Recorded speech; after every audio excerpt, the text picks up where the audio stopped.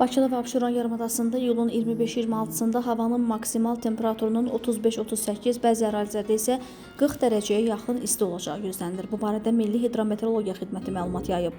Azərbaycanın bəzi rayonlarında da iyulun 25-29-da havanın maksimal temperaturunun 35-40, Mərkəzi Aran və Naxçıvan Muxtar Respublikasının bəzi yerlərində isə 41 dərəcəyədək yüksələcəyi gözlənilir.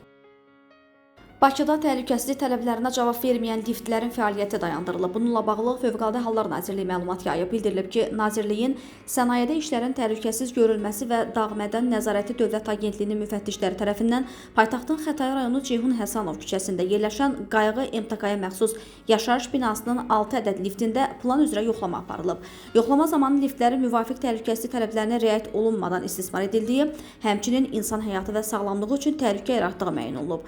Qeyd edilənlər nəzərə alınaraq liftlərin istismarı dayandırılıb və texniki təhlükəsizliklə bağlı aşkar olunmuş pozuntuların aradan qaldırılması üçün Qayğı MTK-nın qarşısında məsələ qaldırılıb. Həmçinin müvafiq akt tərtib edilərək yalnız qayda pozuntularının aradan qaldırılacağı təqdirdə liftlərin istismarının mümkün olacağı, həmçinin sözügedən qurğuların müvafiq normalara riayət olunmadan istismarı zamanı baş verə biləcək qəza və bədbəxt hadisəyə görə MTK-nın hüquqi məsuliyyət daşıdığı müəssisənin nümayəndəsinə izah olunub.